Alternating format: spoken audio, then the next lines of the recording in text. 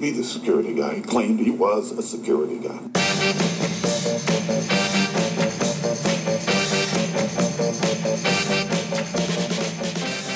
Welcome to a swashbuckling version of Security Guy Radio with Chuck, Button Your Scuppers Harold, and Paul No-Show Bristow. Mr. Bryan, you have to back me up again. Mr. Bristow's not here. Hello, everybody. That's it? That's your big backup? Oh, hello, everyone. Where's our clever banter and such? It's Labor Day. Why are we here? Because, Why are we here in Labor Day? Well, security never sleeps, does it? Okay. Did you not learn that after all these months of Security Guy Radio? A little bit, but I didn't think it would affect me. Now, did you also know that Security Guy Radio is an environmentally green operation? Perhaps not as green as our station owner. No, actually, here's a fun fact. There's a room in here where the floor is made entirely of recycled tires. Oh, really? Yeah. So I can go fall down on my head like I do all the time and not hurt myself. That's good. Yeah. That's good. Did you see my retweets? No. Oh, well, the little painted lawn thing I did on Facebook. I did see those, yes. I got retweeted 6 times in Australia. That's Australia, yeah. Because they're very, it's a drought country, right? So everybody's all, although they kept telling me, yeah, right, why don't you just put in a zero Skype, mate, and put in artificial grass and all that. And I say, well, I don't have $25,000 like you rich Australians to put in artificial grass, okay? So, but it was a big success, no doubt. Hello to all our Australian listeners also. Yes, we do have listeners in Australia. Yeah, we do. Over 30 countries listen to us. And they all tuned out after you did that imitation of them. Well, that's possible. Now, where's my next demographics to find out how many listeners? We're up to 5,000 now. I want that to be doubled by. When is my next rating? I'll put in the word. Put the word into the box. Everybody's gone. I don't know if you knew it's Labor Day. Oh, I forgot. Are you aware of that? But security never sleeps. You know how early I had to be here today? Well, we're doing a very special show about maritime security. Now, do you happen to know what a scupper is? No. I wonder if our guest does, because that's a very specific nautical term, a scupper. But you will learn by the end of the show, Mr. Bryan, what a scupper is. So today we're going to talk about maritime enforcement. Did you know there's a lot of things you need to know about maritime compliance? I bet you didn't know that either. No, I didn't know. Sorry. I'm doing engineer stuff. You're playing with your Android game is what you're doing in there. Where my phone's over here. Okay. All right. Well, today we are going to talk about maritime security compliance, an issue I've had some experience with, but not as much as our guest. Mr. John Walters is an expert in MARSEC, is what they refer to as maritime security, AVSEC, which is aviation security, and a bunch of other things. Welcome, John. Thank you. Thanks for coming in. Good to be here. Now, your background's so extensive, I'd rather let you say it so I don't screw it up, because one day I had the chief of police of Riverside in here, and I kept calling him Sergio, what was it, Sergio Garcia, who's a golfer instead of Sergio Diaz. It's very embarrassing, so we'll let you. He was so nice about it. He was nice about it, except my car got towed that day. I'm not sure what happened on that, but so. And he's never been back. He's never been back, that's right. So tell us about your background. Okay, well, I started in the early 80s as a police officer in the city of Southgate. And after 16 years, had a little accident on duty, and I had to retire. And a couple years later, I was asked to be part of a little government agency that everyone has come to love dearly at the airports called TSA. And I was actually one of the first 300 people to start TSA, traveled all over the world. To start TSA? Well, yeah, we actually started story. TSA. Right. We showed up in Oklahoma. They gave us an empty binder, and we kind of looked at them funny, and they said, don't worry, it'll be full by the end of the week. How interesting. So, yes. Government at work for you. Yeah, so I worked there for several years, federalizing about 21 airports throughout the world. How long did that take? Well, actually, was this post 9/11 that they got off the stick on yes, this? Or, okay. Yeah, we started in March of 2002. Okay. And we would take anywhere. There's 5 categories of airports. There's a Cat X to a Cat 5, Cat X being the biggest. So you could take anywhere from 3 or 4 weeks to federalize an airport to 6 months. It just depended on the size of the airport. Oh, well, that's why they call it LAX. Well, LAX, it could be LAX, LA World Airports. I'm not sure, but that's actually that might be a good guess. If we don't know it, we make it up here. Yeah, it sounds good. It fits in there perfectly. So, in the North American territories, there's 429 airports that are managed by the United States. So there were several of us out there managing airports. Did that for several years, and then just had a family and had to quit traveling so much. So I went to work for Chevron as a security director at their refineries. And that's where my maritime security started. Because of the tankers and everything. Exactly. Oh, of course, yeah. Anything that has a waterfront facility that is accessed by either commercial vessels or civilian transport, such as a cruise ship or a cruise line, is enforced and mandated by maritime security. So, Brian, your toy tugboat you play with in the bathtub is not covered by this, just so you know. All right. It could be CFATS, but that's true. So is that an easy transition from aviation to maritime? I mean, there's similar requirements, so to speak. But yeah, I mean, in a sense it was, because once you understand the basis of government regulations, it really helps to understand what they really mean when you're reading something. You know what they write isn't what they mean. I find that the case often in the government. Yeah, I mean, in a sense, it's when you see they use very boilerplate terms, and to the average person, it doesn't mean the same thing as it applies to one area as it does the other. Okay. But when you're understanding what the goal is, then you really kind of understand what they were trying to write, and it helps to understand, it helps to enforce, it helps to be prepared, say for an inspection, helps to save a lot of money because you don't waste money on trying to fix the wrong things. Right. And then the other challenge was just learning a whole entire new industry, because waterfront facilities were not my thing. They were airports. Right. So it was a challenge, but I love learning new things, and it was just I dove in and learned it and became very good at it. And a lot of things were evolving, such as MTSA law, Maritime Transportation Security Act. Then there were TWIC was evolving then. Now this is all fairly new stuff. Yes. TWIC is only about 5 years old. It's 5 or 6 years old now. So. Brian, I don't know what hold on. Brian's pointed at me in the middle of a show. What are you doing? The screen. What about the screen? Oh, break times. Okay. I would have figured that out. Thanks for interrupting. That's great. Okay. Sorry. Go ahead. And yeah, it's all fairly new. So I got to really transition from the old way of MTSA to what the Coast Guard wanted, the new way. So it helped a lot in learning, and just kind of dove into it and became, I don't know if you want to use the word expert. I was just happened to be someone that knew. We have to have that word on this show, otherwise we don't really have any credibility. So yeah, I'm going to call you that. Yeah. All right. So distinguish aviation security from maritime as it appears. Let's see. Aviation security is regulated, guarded by TSA, but there is no TSA equivalent in maritime. Is that correct? Not per se, no. No, the government doesn't come in like TSA and say, here's a TSA guard and a TSA checkpoint, and it's a little different, right? Right. For maritime, it is definitely. There are airports. Originally, when TSA started, there were 5 private pilot airports, a Cat X through a Cat 5. And what they wanted to do is they wanted to conduct a study of, was it better to have federal employees conducting security, or was it better to have private? And after that pilot was over, I don't think there really was a decision. The main difference now is that basically TSA still has federal security officers, and even if they don't, it's still enforced and managed by federal managers at the airport. At the airports. Now with maritime, the majority, I would venture to say, and be a gambler and say, there are no federal agents as security officers. I haven't seen one. They're all private, unless it's maybe immigration and customs is working a place, but that's still not really part of the facility part. Exactly. That would be a totally separate type of investigation or operation.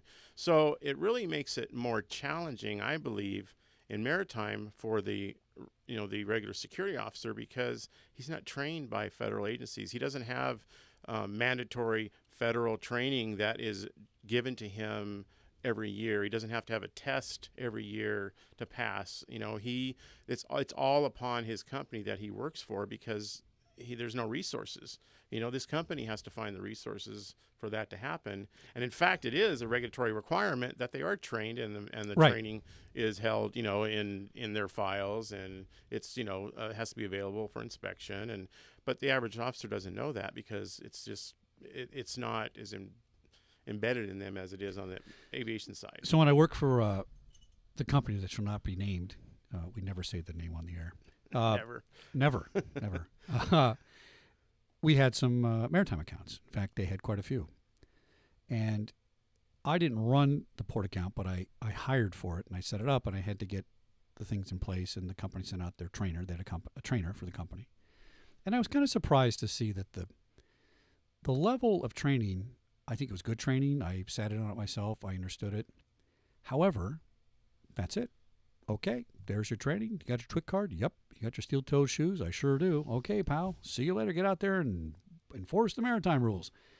The problem is there's a high turnover in that side of the industry, in the cruise ship industry, right? Because it's part-time work, seasonal work, so on.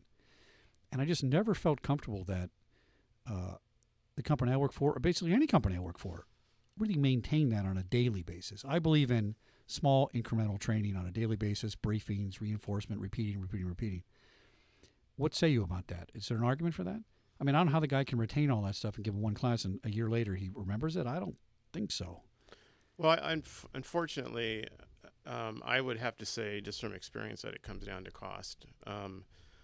I am right with you when it comes to training. I think that to have an expectation that this officer that you hire is going to do a good job for you, and you don't offer them any training except for something that lasts an hour or two, is setting them up for failure. You know, that officer at any given time could have the Coast Guard pull up and start asking him questions regarding things that are required of him to know about that facility, and he would know nothing, you know, because he hasn't been trained. So let's talk about that. Let's take, we'll call it a facility, we'll call it a port, because, you know, if there's a cruise ship like the Queen Mary, that's in a port, and it's that and other things around there regulated by the Coast Guard, because there has to be certain things going on at the port, certain things in place, certain training. So how does the Coast Guard, and why do they just kind of walk in and say to a security guard, okay, tell me about Section 555 of MARSEC. What do you know about it? Is that kind of what they do to keep the training up and the enforcement up on these things?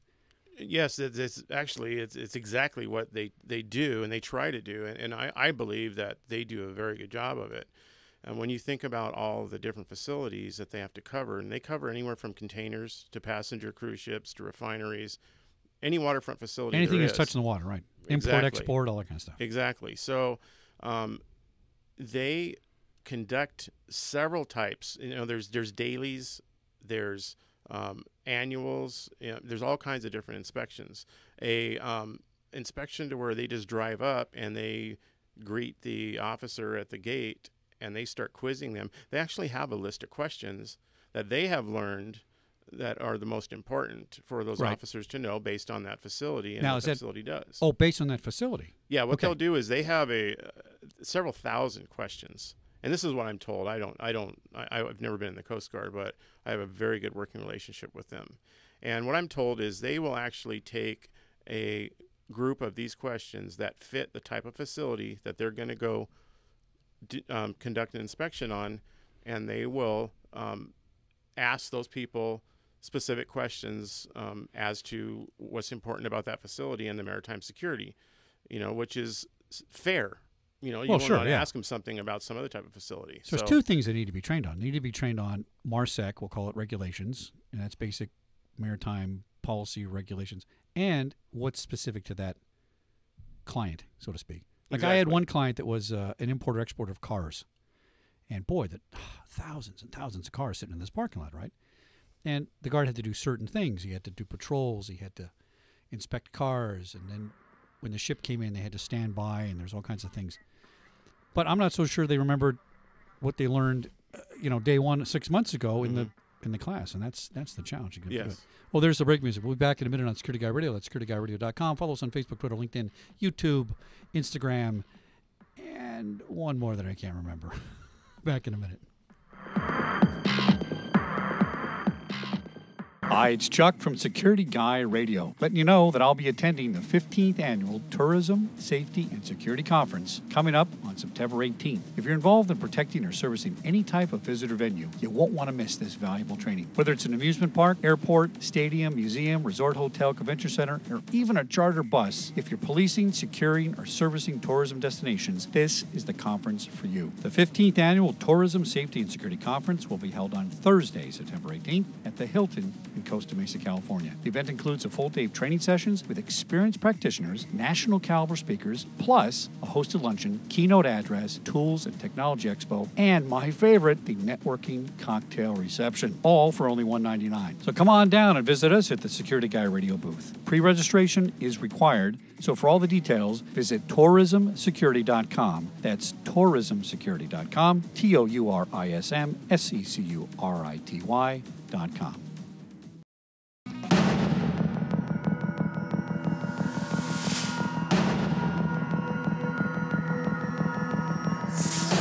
Welcome back to Security Guy Radio. That's securityguy.radio.com. Follow us on Facebook, Twitter, LinkedIn, YouTube, Instagram, and Google+. Brian, I got it right. You can also follow him home. You could, if you dare. By the way, Mr. Brian, how are my voice levels doing? We're clipping, but that might be because I jumped on, and I'm not talking too much. The reason I ask is because I happen to have a very, very attentive fan who noticed my mic levels dropped, called it, quote, quite annoying. Even though he turned my voice up at full volume, he could not hear me. So I just want to make sure that you're not giving me the bad microphone because we have a low budget operation or something. Nope. Okay, I'm just, You're speaking into a $500 microphone. Well, I want the $1,000 microphone. Oh. All right, so there's where you've gone wrong already. I'm working on Labor Day, so don't ask for anything today. Did you get a nice tip today? I did. Okay, then visit my website. At www.securityguyradio.com. Well, there's another one I was going to refer you to, but I can't say it in this nice airway. All right, back on Security Guy Radio with our very special guest, Mr. John Walters, MARSEC, Maritime Security AVSEC expert. We're focusing on maritime. So we left off with how you were saying for enforcement purposes, the Ghost Guards are going to come into a facility and talk to my guards and say, hey, Mary, what do you know about all those cars that are coming off the ship there? And what are you supposed to do as a security guard to make sure that those cars coming off there are secure? What are you supposed to do about that fence line? What are you supposed to do about the fuel depot over here specifically, right? And beyond that, they're also going to ask them about their training they took maybe 6 months or 2 years ago that maybe they didn't have to take in. Now, for BSIs in California, required to have ongoing education every year, and I think it's 8 hours, which isn't very much, by the way. No. It's nothing. Is there ongoing education required for maritime posts? Not currently. I didn't think so, right? There will be, as far as I understand, January of 2015, the regulations have been written, they have been passed, and I believe will become a statute in January, but I have not seen that yet. But a lot of that is coming down. So here's the beef I get. I worked for this other company doing consulting a couple months ago, and they had a couple maritime accounts. They had some aviation accounts, right? So I had to go down to the airport. I had to get a TWIC card for both, by the way. Okay, so TWIC is the Transportation Workers Identification Card. It's a government-issued ID. They do a background check on you, they fingerprint you. It was actually a very smooth process, and hats off to, I think her name was Marie down there at TSA TWIC card place. Did a really good job. It was very, very well done. And it seemed thorough to me. I mean, with my cop background, I've been fingerprinted 1,000 times. Mm-hmm. I'm not going to have a problem, but it was pretty fast. Here's the problem I have with it. So I also had to go get another card to work at the airport. I forget what you call that. Site of badge. Yeah, and it was LAX specifically or something like that. Secure identification display area. Now, we had a client down there, one of the airlines, a foreign airline, not a big place. So I was supposed to be going in there and checking. And I guess with this badge, it wasn't like turned off, so I couldn't go into gate B. I could go into gate A or B or C or D. And I thought that part was pretty lax. I mean, I did access control at the studios for years, and there's very easy to control what door somebody goes to. Yes. It takes an administrator, takes some work and thinking, but it's not hard, right? But there isn't a secondary card for the ports, which I find a contradiction, by the way. I think there should be that card for each port facility. So this big giant importer down there, WW, I think is one of them, a huge property. I would think that they would issue, what's the name of that card again? The CITA badge? CITA badge. Maybe there'd be some equivalent in maritime for that specific port. So now you got a double check system. Here's why I'm concerned. I'm sitting at the gate one day at one of these posts, and this particular client had a TWIC reader. And somebody comes in and they scan the TWIC and beep, denied. Oh, I just got it last week. It's a brand new card. And then the FSO, which is the Facility security officer who's designated by the Coast Guard to be the head guy and took a test. Oh, that's okay. Let him in. Well, but it said no on the reader. Well, those things are out of date, and I don't really go by those. And then I walked across the street to another facility that we were looking at trying to get the job for. They did not have a reader. And in that facility, anybody could walk up and wave a TWIC card that looks good. Hopefully it's not a counterfeit because it's not being scanned, and they can get in. Address that contradiction for me because it really bugs me, I got to say. Why is that happening? You might as well not have any card. I'd rather look at your driver's license and call a drive-on pass for you and say, is this guy supposed to be here? Oh, yeah, he's my guest. That's what we did at the studios, old-fashioned. Right. Positive verification, right? This is not positive verification. If you have a card and it looks good, you go in. I don't think that's the way to do access control. Well, I agree. Obviously, at every facility, depending on what is done there or what is housed there, the level of security is going to be higher or lower. It's going to be equal to whatever should go on there. One of the problems with let's address a reader. Okay, the problem with readers is that they are very expensive, and there is no standard yet. And a lot of companies. You mean the government doesn't say, like they do for everything else, here's what the TWIC reader is going to be and go make it? Or Well, yes and no. What they're doing is they're trying to find different types of readers with the highest type of technology they can. Well, as you know, if you go to sleep tonight comfortable that the technology you have is the best, when you wake up tomorrow, someone's invented better technology overnight. Right. So from the consumer side, their problem is that they only have so much money. And TWIC already costs companies a lot of money depending on what requirements the Coast Guard has told them that they need to implement. Each one of those cards is about $129 or something. Right. Yeah. But they may have already been told that you need to add a fence, you need to add intrusion detection, you need to add cameras, you need to add infrared. Oh, TWIC or the Coast Guard has told them this? Yes. Oh, I see. Because okay. every area that is identified as a TWIC area, depending on how big it is, could cost you millions of dollars to meet those requirements. So now... Let me ask you a question before we go forward on that. Do I have to be designated as a TWIC area? Can I say I opt out? I don't care about TWIC. It's none of your business. I'm not participating. Can you do that as a port operator? No. Okay. No. And you either are a TWIC facility or you are a CFATS facility. And we can get into that. Yeah, go ahead. I'm sorry. Go ahead. But so they're already trying to figure out how they're going to meet the demands of just enforcing the area around the TWIC area. And now you're asking them to spend thousands and thousands of more dollars on readers that may not even be the reader that is the one the Coast Guard decides in the end is the actual reader that they need to use. So a lot of places do not have readers yet. That's logical except for one thing. A hole in the fence or not a fence or a camera or so on, all that gadgetry is still breached by people.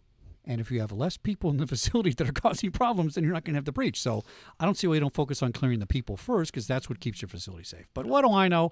I'm just a guy that does a radio show. All right. Yeah. Now, I'll tell you something that I would imagine a lot of people don't know about a TWIC card is that just because you went down to a TWIC center, you passed your background, you did your fingerprints, you got your TWIC card, that does not allow you onto a facility. Well, yes and no. I want to contradict you just a little bit on that. Now, maybe not officially, it doesn't, okay? Right. But I had a consulting job. I worked for this employer. I left. I still have my TWIC card. My TWIC card was not asked to be returned. It's mine to keep as an employee, whereas that airport card I can't keep. I have to give that back. Right. But the TWIC card, it's mine for 5 years or something, right? Right. So, in theory, if I walked up with a TWIC card and said, I'm unloading the ship, because in this one particular post I was at, that's what they did. As long as the union guy had his card, the union agreement said, you can't stop me. You can't touch my card, by the way. And the guard had to wear white gloves if they were going to inspect the card, because they didn't want it used as a time card or anything like that, right? So I watch people just say, oh, sorry about that. I watch people say, okay, oh, here comes the ship. It's 5 a.m. Union guy's coming in. Okay, go ahead. Go ahead. I mean, in theory, I know he could have gotten that line and it could have got through. Now, if I'm using a scanner and I'm not supposed to be in the facility, I can see that. The other thing we had is some facilities I went to at TWIC cards, they had do not admit lists. There's a clearance list. Right.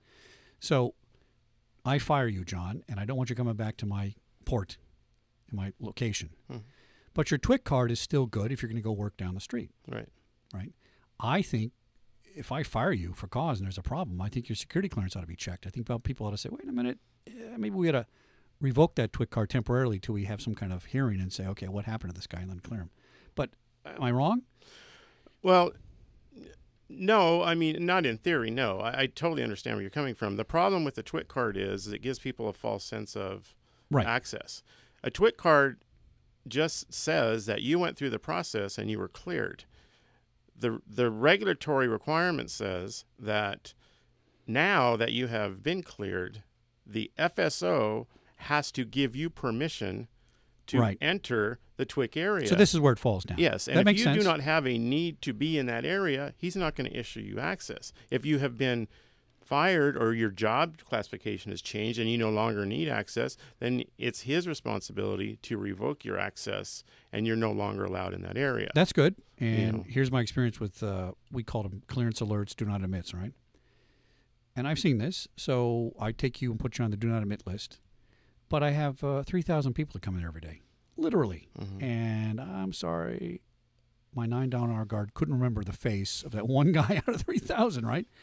So, yeah, he can issue a memo that says don't come in, but without the reader or some kind of, access control that says, bink, this guy's a problem.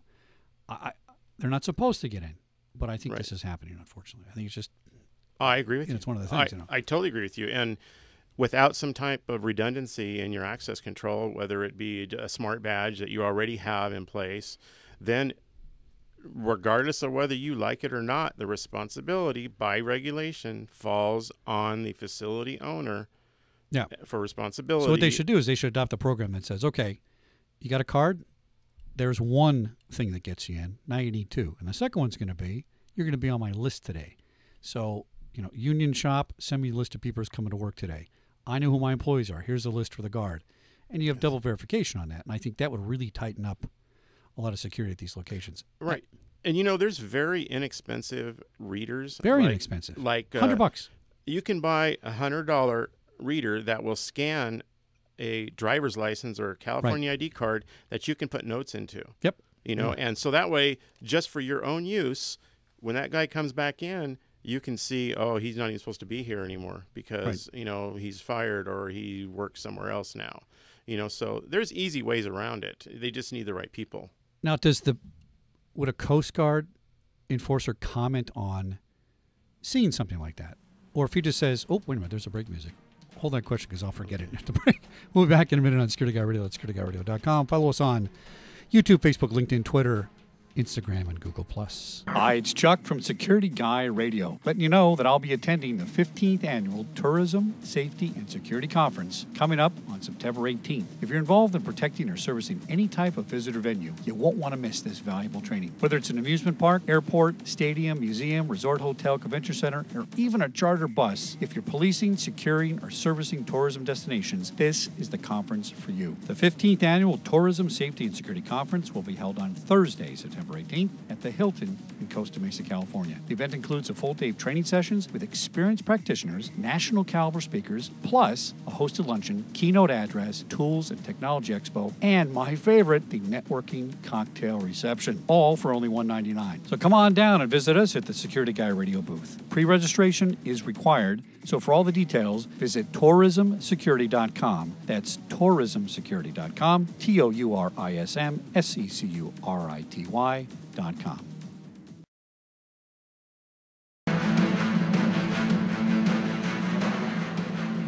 Welcome back to Security Guy Radio at securityguyradio.com with Chuck Harold. Chuck, button your scuppers, Harold, and Paul No-Show with my special guest, John Walters. Mr. Walters, do you know what your scuppers are? No, you think I would have looked it up I've stumped you on that one. Yes, Brian, I gave you time to look up what a scupper is. Have you made that determination yet? Can I just take a guess? Go ahead. A scupper is somebody who breaks away on a boat. And that's a pirate. No, I don't know. All right. A scupper Okay. is the little hole between the poop deck Between the poop deck and the wall, where the water can flow out of your deck from. Otherwise, your deck would fill with water and you'd sink. That's called a scupper. So if the captain hails, button your scuppers, it's because they're Doesn't mean you're navigating some maritime maneuver that I don't know about, but you don't want your scuppers to drain for some reason. So that's what a scupper is. Oh, yeah, I didn't know that. So another, way to say button your scuppers, if I told you that, would be to, toughen up. Toughen yourself up. So if I tell you to button your scuppers next time, I want you to do that. Straighten out. It kind of sounds like a zipper thing. Well, it's not dissimilar to a zipper. Check your zipper. Button your scuppers, check your zipper. There you Yeah. go. It's the maritime equivalent. That's what I thought. Yeah, there you go. Learn something every day here. Useless information on Security Guy Radio. All right. So my question that I forgot about after we said don't let me forget was something along the lines: if the Coast Guard walks in and asks the guard the question, and the guard gets it right, and the FSO has not reported a breach, and believe me, those breaches happen. I'm telling you, they do. Then the Coast Guard's happy. And I'm wondering if the Coast Guard should say, let me see your access, let me double check your access control procedure.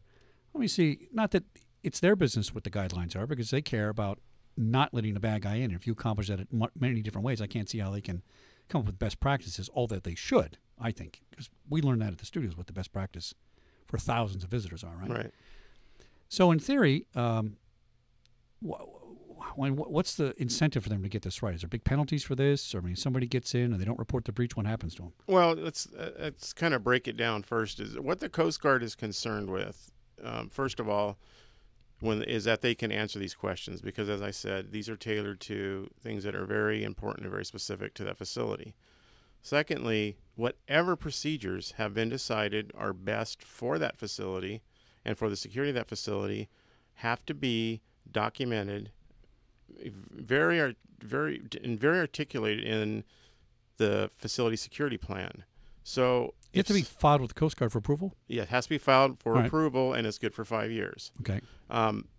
And whatever that procedure is, that's what that officer is required to know. So if he comes off and says, this is our procedure, and the Coast Guard says, I want to verify that, and he looks at the facility security plan and he sees, it's the exact opposite, you just failed your inspection. Right. And if he wanted to, because that's such an important part of this facility is access control, he could shut it down until he's comfortable that that procedure is being followed, and that officer's knowledge has been, it's been rectified, and he now understands what it is. So that in itself is very, very important, because just for instance, a refinery, for instance, making gasoline, if you want to shut it down at $1 million an hour, Oh, yeah. I don't think they care about the fines. They're caring about their operating costs. Well, that's why they pay $25,000 a day in AQMD violations, because they don't care. They make $1 million. Yeah. I mean, it's all part of the money. And remember, they're not just worried about the Coast Guard. In California, you have Coast Guard, you have Customs Border Protection, Yep. State Lands, EPA, AQMD. They all can come in and inspect, and every one of those has a piece of the security pie that the officers need to know, and it needs to be documented in their training files. Now, they've been that trained. part is interesting, and I know more than most people know about this, but I did not know that.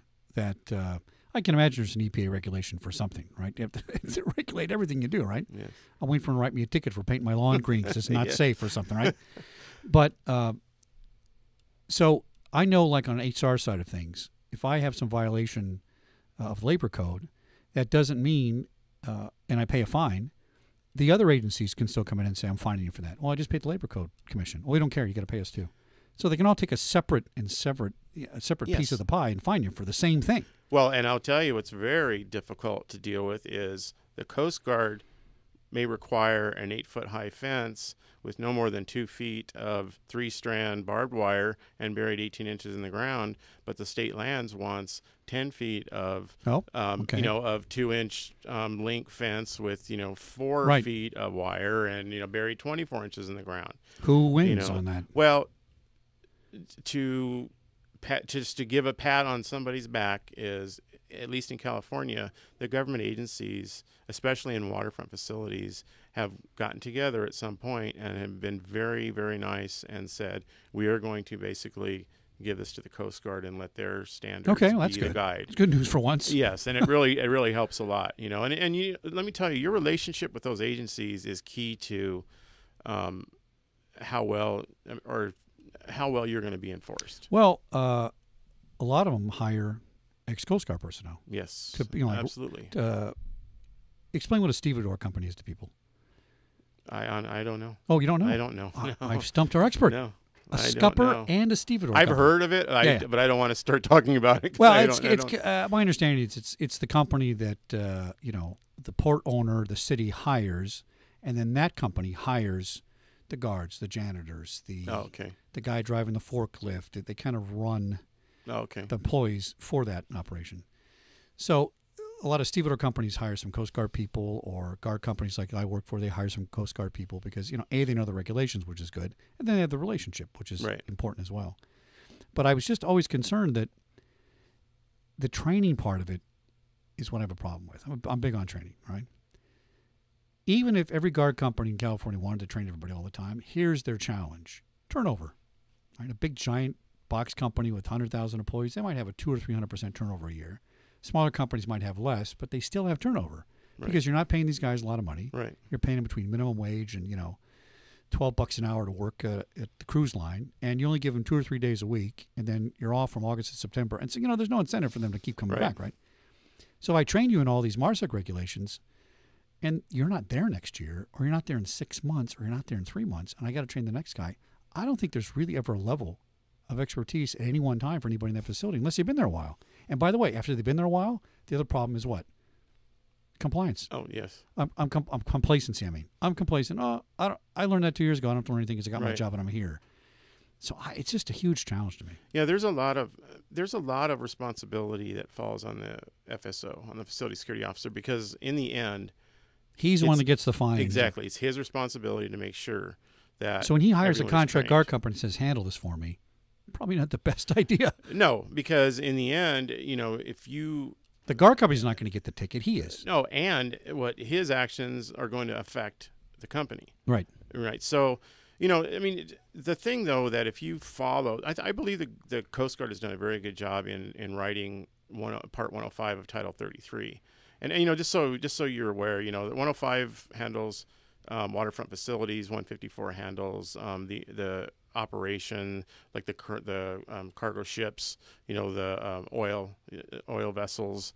So I'm talking specifically 105, Part 105 right now, which would be, refineries or cruise ship terminals or those types of things. Anything that has waterfront or has a wharf. These in 105.210, it says right in there that a security officer has to be trained in specific things. And you have to maintain that in their file, and you have to maintain it for 2 years.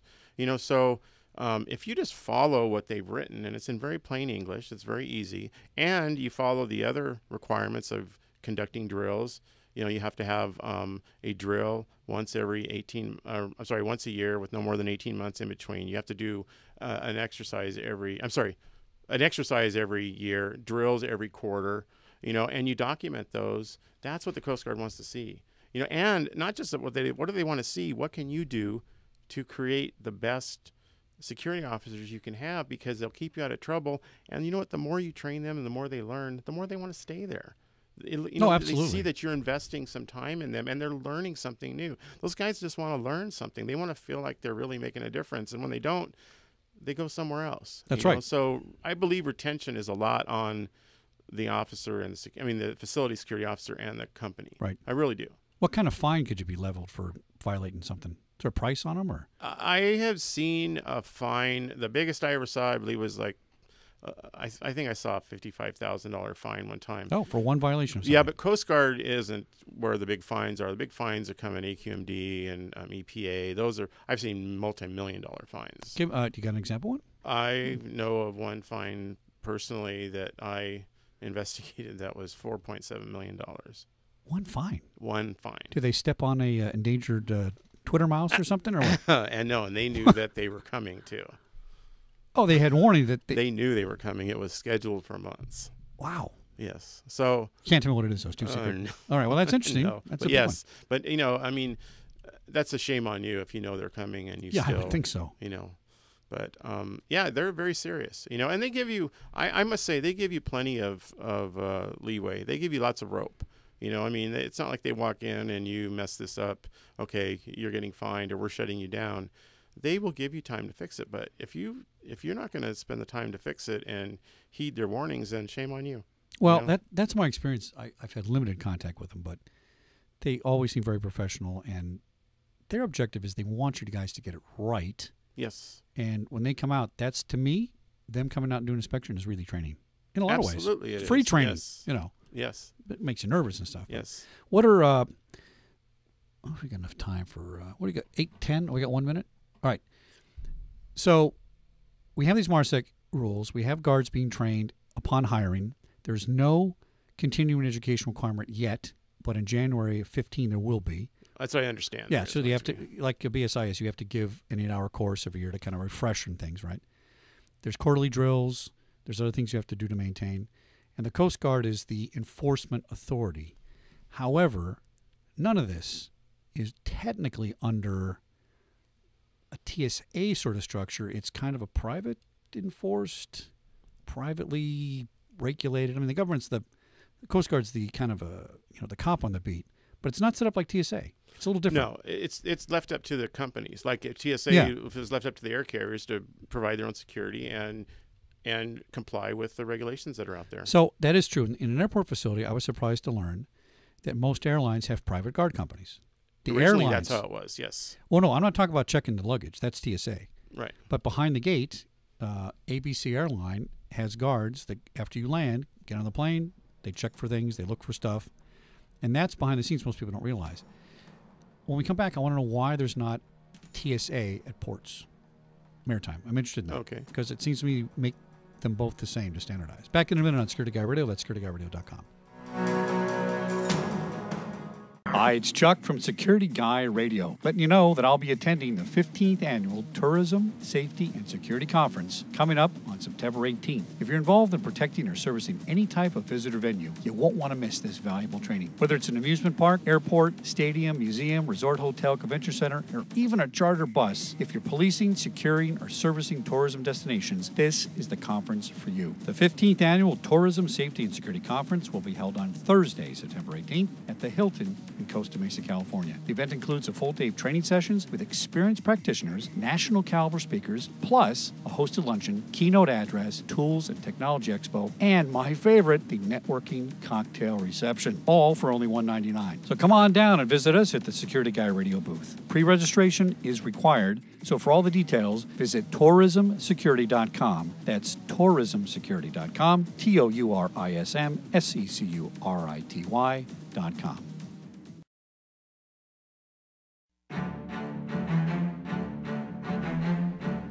Welcome back to Security Guy Radio. That's securityguyradio.com. Follow us on YouTube, Facebook, LinkedIn, Twitter, Instagram, and Google+. My good friends at Google, please keep me high in the indexes. Welcome back, John Waters, our special guest on MARSEC, Maritime Security. So at the break, I asked why, I don't know, is or are, I'm not sure if TSA is plural or singular. Why is TSA not at the ports? Seems it's a port. It's just not air. It's water, but it's a port. Well, I think just through history, there's always been a separation. There's always been land, sea, air. Okay. And I think it's really good for that because each of those areas don't evolve the same as others do. Technology doesn't affect each of those as others do, and I would just like to see, just for instance, TSA, who is only, 12 years old now, I would like to see them just get it right, and just really focus and keep moving towards getting better. Instead of inventing a new bureaucracy. Exactly, instead of trying to manage more areas, because that was a problem, I don't know if most people know, but when we started TSA, we hired 65,000 people in 6 months. That's a challenge. And that causes issues, as Sure. we all have learned over the years. And, to try to take over all those airports. I mean, I walked into JFK, and I had 1,200 employees show up for work because the owners of the companies, private companies, didn't bother to tell them that they didn't have a job anymore. Oh. You know, I mean, that's the kind of stuff that we faced. And, you know, and we were people did not like us. They were, I had law enforcement officers screaming in my face, telling me that I took their friends' jobs away from them. Yeah.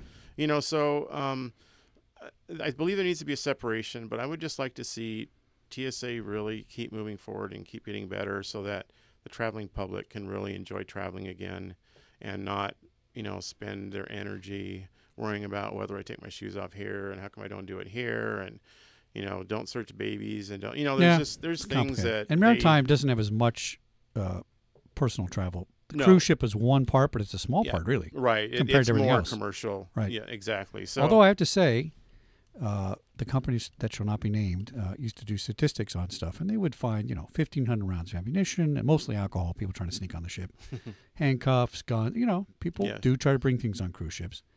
So, it's working. They're catching stuff. yes, yeah, and I'll tell you, having worked with alongside the Coast Guard for so many years, I have to give my hats off to them because they are probably the most understaffed, and I think do one of the best jobs there are in trying to not only enforce but be fair about it, because they know that what they do, it affects business, and they understand the trickle-down effect that it ends up affecting the consumer.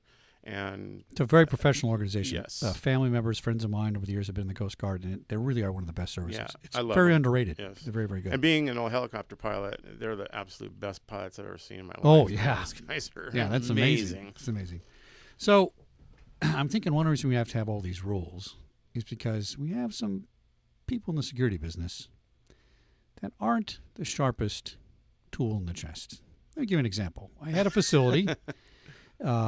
Let's just say it was close to water. Let's not be too specific. And it was a graveyard shift warehouse, and I had to go down there, pop in once in a while, make sure the guy was awake, right? And I get down there like 2 o'clock in the morning one day. And Mr. Rodney is on a forklift inside this big giant warehouse, and he's power sliding the forklift, okay? He's getting it up to full speed and then sliding it out and going around, and he set up this little obstacle course, going around boxes and stuff, and I go, what the hell are you doing? Well, I'm just learning how to drive a forklift so I can have another skill. And I said, well, you're driving like a race car, and you're going to kill yourself. And he thought it was perfectly okay because he was bored and nothing else to do, right? And all I thought was OSHA violation, workers' comp injury. Yeah, if you would have got there sooner, if you would have got there a little later, it would have been laying on top of him because it rolled over. Yeah, I mean, yeah, they're not meant to do that, right? And I'm never surprised, but always amazed at some of the things the guards come up with. Yeah, I mean, boredom. Boredom gets is, them. Boredom can be your worst enemy. What's the craziest violation you've had, or not? Or craziest guard thing? Oh man, we had a location of a warehouse that was somewhere around 150,000 square feet. It was just huge. It was like a football field inside, and it was absolutely empty. And I got a call to go there the next morning, and the customer wanted to know why there were basically skid marks in every configuration you could think of all over his floor. So it looked bad, and so we went and talked to the officer. Didn't deny it a bit. He just said, well, I was bored, and I've always wanted to learn how to drift, so he drove his car inside. Oh, so he was watching Fast and Furious Tokyo Drift and decided to go try it. And he was drifting his car inside this warehouse, and he didn't think, his whole attitude was, did I do something wrong? I mean, I didn't hurt anybody, or that's my security guard sigh. I mean, unfortunately, when people get bored, it happens. And in this industry, there's a lot of those lonely shifts. So you hear a lot about it in this industry, and when you don't pay much, there's not a lot at risk for these guys, and they go on to the next company. And as we know, the companies are so desperate for people sometimes. If they got their guard card, BSIS has cleared them for the next 2 years, and they got a card, they've got a body that they can go put somewhere. Well, that's a sad truth of the business. And if you have to have a TWIC card, that's a $125, $129 expense that the company has to add to that. Right. And they try to get the guard to pay for it, but there's some extra labor labor code laws that say, nope. Right. If that's a requirement for your job, you pay for that Exactly. guard's card, right? Yeah. And then if I have to keep a TWIC guard there, I have to hire an extra TWIC guard. Because when you're sick, Right. I can't replace you with anybody. Yeah, and And remember, the airport's even more difficult. Right. You have Right. to have 2 cards. And remember, that person has to have already been Trained as well as the TWIC with card. a maritime security and have some familiarity with that. Which I will facility. tell you as an operator of a guard company, it's really not possible. And I don't care what any guard company tells you out there, Mr. Client. It's really not possible. Yes. Okay? And they can tell you that, but it's a bunch of baloney. Yes. Because, okay, so I sent you down to get a TWIC card. I put you on standby. What did I do? Did I take you out and work you 8 hours at the post for free and not bill for you to train you? Right. Now, if I was the operator, I would ask the guard company or the client to say, you got to pay for that. Yes. But they don't. They don't do that. There's an actual kind of a addendum in there now that says that for temporary employees, as long as you keep them under escort or keep them within sight while they're working their job, you can have them there. But they do, at a minimum, have to have the MARSEC. the training, the 2-hour training from MARSEC. So give me an idea of what some of these violations are that people keep bumbling into and screwing up and not getting right. What are some of the big ones? We got MARSEC. Wow. I mean, I could see him not having MARSEC as one thing, but let's see. What would another? Well, I tell you, another big one is that they need to have their TWIC card with them. They need to have it either on them or it has to be within. They have to be able to get it. I believe it's within 10 or 15 minutes. Okay, hold on. Of request. Hold on a second. That's Who what it wrote says. that stupid regulation? That is in 105. It Good old says 105. Within 10 to 15 minutes. So let me yes. drive home. Let me leave my post, drive home, and get my card and come on back. Yeah. That's ridiculous. Well, I'll tell you. What is the reason? The reason behind that is that we're talking about a lot of waterfront facilities, which guys are working around big machinery and stuff, and anything that would dangle off. Some people don't even have pockets because they can get caught on machines, so they keep them in their lockers. Okay. That was really. You can't keep it in their front pocket that's not dangling. Yeah. Well, Because if that was dangling, something else would be dangling. Well, so. there's yeah. Right? Yeah. You know what I mean? There's actually some facilities that they sew their pockets shut because of like when they're working with uranium or precious metals, things like that. All right, you slightly convinced me. I think still think it's a little ridiculous. There was some actual real thought put into that. I just don't think it was worded right, But it sounds kind of strange. Well, like you said at the beginning of the show, you have to know what the government's trying to say. Well, exactly. You have to kind of understand where they were coming from. Right. And I think one of the big ones is understanding what drills and exercises are. Okay, I'm not sure I understand that. Tell us what the big thing is. Drill, in a real easy way to understand it. First of all, a drill has to be done once every 3 months, once a quarter. Exercise once a year with no more than 18 months in between. The big difference is a drill exercises only a piece of your security plan. The exercise tests your security plan as a whole. Oh, that's a big undertaking. Yes, it is, because you have to document it, and if you didn't do that when they check the records, you're not in compliance. Well, that's got to be cost prohibitive. I can't afford as a guard operator to put all my guards out there for a giant exercise for how many hours? Well, no, and that's why there's really no minimum. All right. There's but that's why you try to do it piece by piece. Okay. So it can be done. But then again, it falls on the facility security officer to be creative. Because in the end, it's his responsibility to make sure that all those things get done. Do you think the FSO should be responsible financially for these things? If you're hiring your own guards, you're kind of in-house. You're kind of doing that as part of your regular HR stuff. But one reason to hire contract guard companies is because it's cheaper. Let's be honest. Right. It's a lot less expensive, right? Are there any regulations that say the FSO is responsible for paying for this kind of stuff to get it done? No. No, okay. No, and I think it really falls under any type of job description. If you mess up, it really boils down to if you mess up more than once, then it's time to get rid of the guy. He's costing you money, but to make them responsible for the fines, I don't see that. Is an FSO always the port owner representative or the business representative? The FSO under Title 33 is always the security representative for the facility. Well, for a facility, but not right. necessarily for the company. So could an FSO be a contracted guard company? It could be. It's not usually recommended. Right. And they can be over many facilities, though, as Right. long as they're within 50-mile radius. But Oh, interesting. Okay. yeah. So. We're out of time.